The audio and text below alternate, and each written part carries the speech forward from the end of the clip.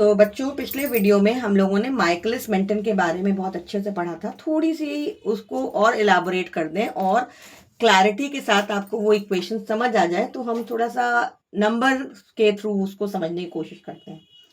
तो Michaelis Menten equation को हम लोग प्रैक्टिकली समझते हैं कि इन सब चीज़ों का क्या मतलब है, K1 K2 ES और ये सब। तो हम सिंपली स्टार्ट करते हैं कि सपोज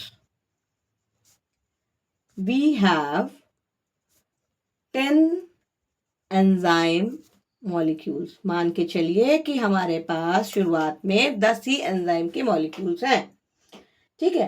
तो एट वन पर्टिकुलर मोमेंट, किसी भी एक मोमेंट पे मान लीजिए उस 10 मॉलिक्यूल्स में से 6 एंजाइम्स ने सबस्ट्रेट के साथ जुड़ गए।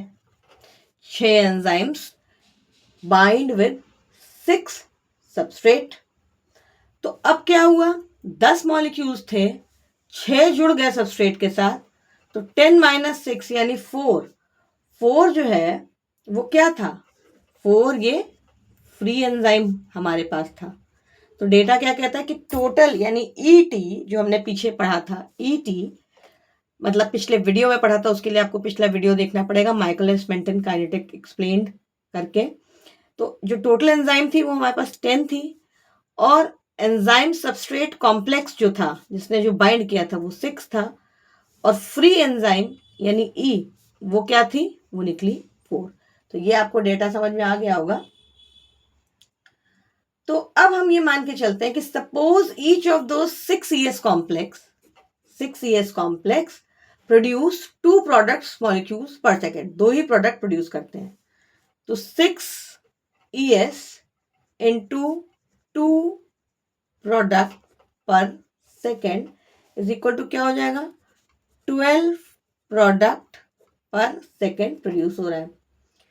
तो अब सिचुएशन को थोड़ा सा चेंज करते हैं और हम ये कहते हैं कि मान लीजिए सबस्ट्रेट बढ़ा दिया गया है, हम काम कर रहे हैं और हमने सबस्ट्रेट के मॉलिक्यूल्स को बढ़ा दिया।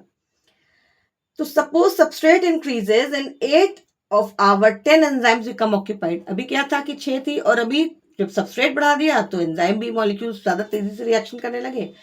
तो 10 में से 8 एंजाइम्स जुड़ गई। तो अब हमारे पास क्या है, फ्री एंजाइम जो थी ई वो कितनी बची, सिर्फ 2, और एंजाइम सबस्ट्रेट कितने हो गए, हमारे पास 8 हो गए।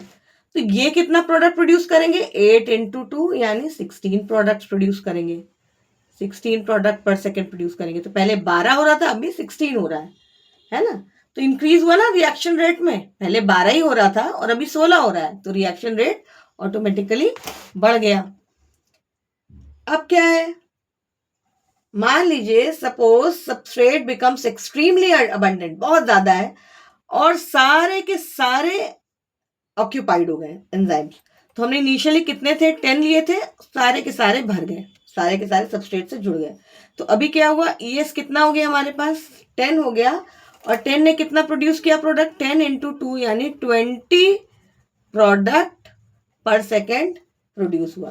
तो ये क्या था, ये है हमारी मैक्सिमम वेलोसिटी, है कि नहीं है। क्यों मैक्सिमम है, क्योंकि हमने तो शुरुआत में ही 10 मॉलिक्यूल लेके चले थे। तो शुरुआत में जब 6 था तो हमारे पास फ्री एंजाइम 4 बच रही थी, 8 था तो 2 बच रही थी, अभी 10 ले लिया है और सबस्ट्रेट से पूरी कंबाइन हो गई, तो इसकी ये मैक्सिमम वेलोसिटी है, यानी V मैक्स। ये क्या थी, ये V0 थी, इनिशियल वेलोसिटी थी, ये बीच में कहीं की वेलोसिटी थी। अभी V मैक्स का मतलब हुआ कि अब आप जितना भी सबस्ट्रेट बढ़ाओगे, लेकिन आपके पास एंजाइम है ही नहीं जो सबस्ट्रेट के साथ जुड़े, तो कोई भी फर्क नहीं पड़ता है। तो मैक्सिमम वेलोसिटी ऑपरेट हो रही है इस समय।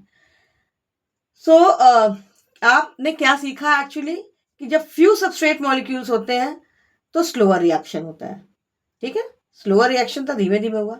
ज्यादा सबस्ट्रेट होते हैं तो फास्टर रिएक्शन होता है, मतलब रिएक्शन वेलोसिटी देखिए बढ़ गई ना, 12 से 16 हुई तो रिएक्शन वेलोसिटी बढ़ी। तो शुरुआत में धीरे धीरे चल रहा था, लेकिन जैसे ही सबस्ट्रेट बढ़ा वैसे ही एंजाइम मॉलिक्यूल्स तेजी से सबस्ट्रेट को बाइंड करने लगे, और उस केस में रिएक्शन वेलोसिटी बढ़ी। और मैक्सिमम वेलोसिटी कब आई, जब सारे के सारे एंजाइम्स ऑक्यूपाइड हो गए, तो मैक्सिमम वेलोसिटी आ गई, है ना।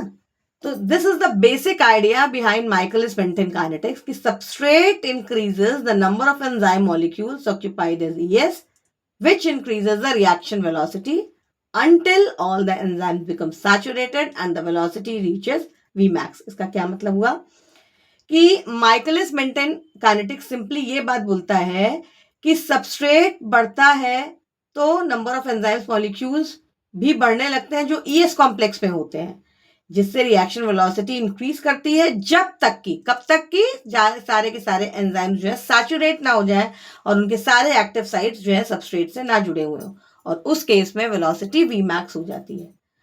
तो हम लोग कह सकते हैं कि there is no sudden switch to abstract kinetics. Students जो है इस चीज को अगर ध्यान दें तो उनको समझ में आ जाएगा कि V0 और Vmax का कॉन्सेप्ट क्या है माइकलिस-मेंटन इक्वेशन के कॉन्टेक्स्ट में। तो ये एक छोटा सा आपको समझाने के लिए ये हमने वीडियो बनाया है कि आपको Michaelis-Menten क्लियरली समझ में आ जाएगा। और नेक्स्ट वीडियो में हम आपको लाइन-वीवर बर्क के बारे में बताएंगे, जो इसका ही कंटिन्यूएशन है और वो बहुत ही इंपॉर्टेंट है अगेन आपके बायोकेमिस्ट्री, लाइफ साइंसेज और नेट के एग्जाम्स के लिए। तो मिलते हैं नेक्स्ट वीडियो में जो कि लाइन-वीवर बर्क के ऊपर होने वाला है।